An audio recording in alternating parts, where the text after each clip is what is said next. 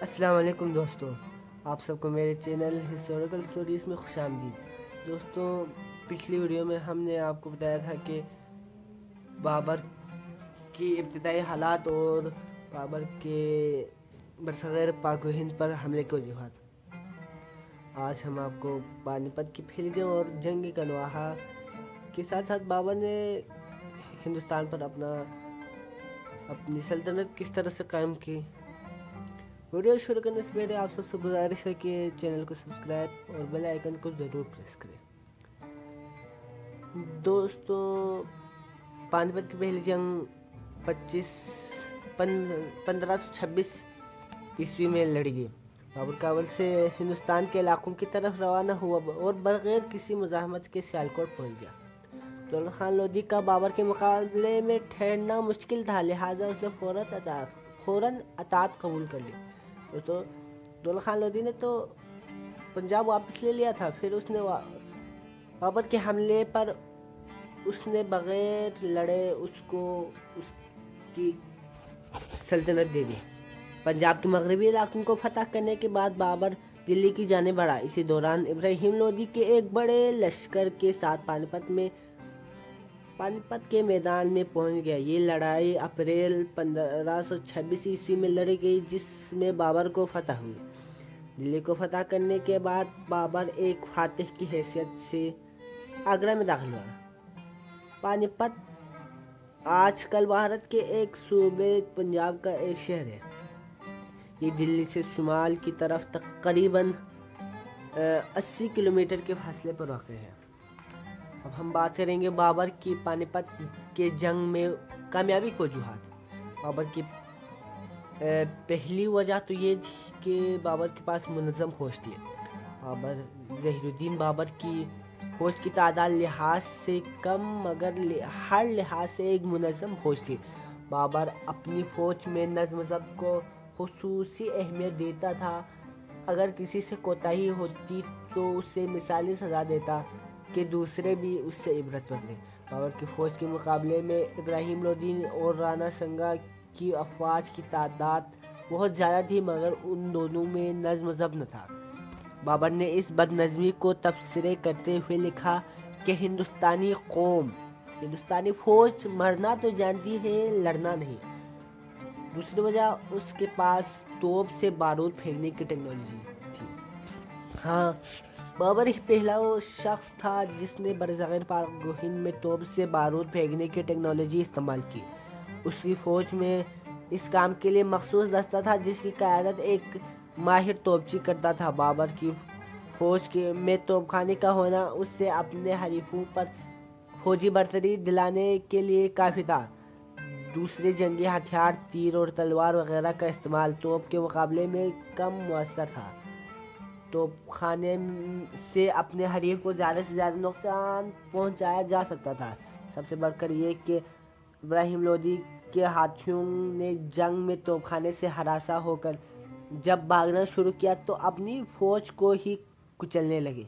اس سے ابراہیم لودھی کی فوج کی مرکزی قوت ٹوٹ گئی۔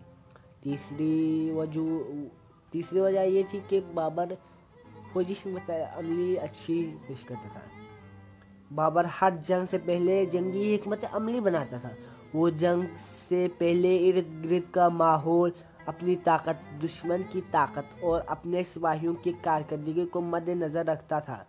مثال کے طور پر پانی پت کی جنگ میں اس کا مقابلہ ایک بڑے لشکر سے تھا۔ اس نے اپنی فوجی کمی کو پورا کرنے کے لیے چھکڑوں کی قطار کا استعمال کیا، جس کا مقصد دشمن کو پیش قدمی سے روکنا تھا۔ اس طرح بابر خندق کھود کر یا رکاوٹیں کھڑی کر کے اپنی فوج کو چاروں طرف سے محفوظ کر لیتا تھا۔ میدان جنگ میں لڑائی کے وقت ہر حرکت سے بخوبی آگاہ رہتا اور نہایت حاضر دماغی سے فوراً فیصلے کر کے اپنی فوج کی سرگرمیوں کو کنٹرول کرتا تھا۔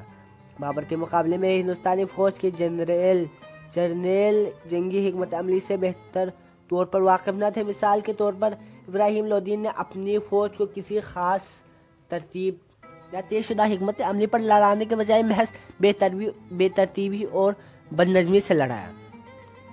चौथी वजह ये थी कि बाबर के फौज में लड़ने का जज्बा था।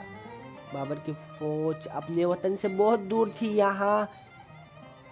यहाँ मामूली गलती का मतलब मौत और जिल्लत थी। इसी ख्याल से बाबर की फौज की अहलियत और लड़ने का जज्बा बढ़ जाता था। उसके बरक्स हिंदुस्तानी फौज के सिपाहियों में लड़ने का जज्बा और नज़्म ज़ब्त का फुकदान था। बाबर ने इन्हीं वजूहात की वजह से पानीपत की पहली जंग जीत गया। अब हम बात करते हैं जंग कनवाहा की, जो 1523 ईस्वी में लड़ी गई। बाबर को हिंदुस्तान पर हमले की दावत देने वालों में मेवाड़ राजस्थान का हुक्मरान राणा संगा भी शामिल था।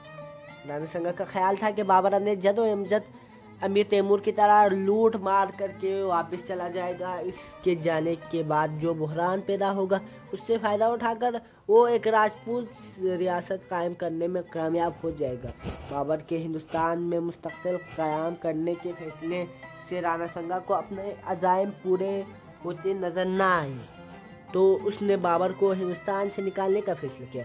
बाबर और राणा संगा की फौजों का आमना सामना आगरा के नवाह में कनवाहा के मैदान में हुआ।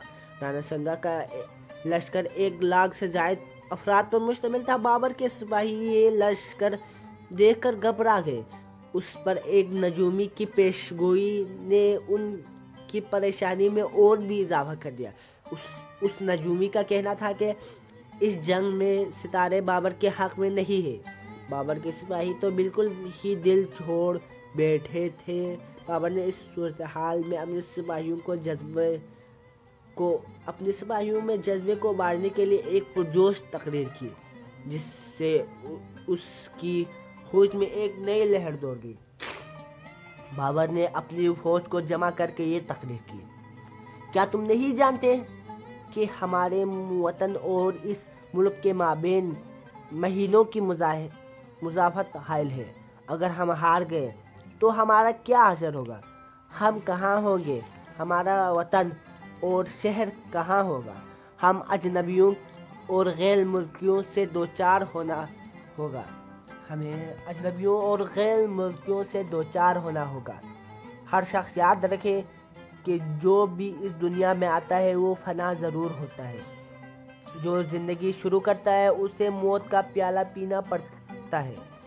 शानदार मौत जिल्लत तो बदनामी की ज़िंदगी से बेहतर है। इसलिए बेहतर यही है कि हम में से हर शख्स अपने सामने 2 मुतबादले रखे। एक ये कि वो सिर्फ खुदा की राह में लड़ेगा, फतह पाएगा या गाजी कहलाएगा, वरना लड़ते लड़ते मर जाएगा और शहादत का दर्जा हासिल करेगा। यही 2 बातें हमारी बहबूद की ज़मीन है। इस तकरीर से फ़ौज में जोश और जज्बा मुकम्मल तौर पर बहाल हो गया। सबने मिलकर अहद किया और कुरान मजीद की कसम खाई कि आखिरी दम तक दुश्मन का मुकाबला करेंगे। जंग की तैयारियां मुकम्मल हो गई। बाबर की इस जंग में हिकमत अमली कम वेश पानीपत जैसी थी। बाबर के तोपखाने ने राणा संगा की फौज में भगदड़ मचा दी। राणा संगा इस हालत जंग में सख्त परेशान था। उसने जंग का पांसा अपने हक में करने की इंतहाई कोशिश की, मगर नाकाम रहा। आखिर उसे मैदान से भागते हुए पकड़ लिया गया और बाद में कत्ल कर दिया गया। चंदेरी की फतह।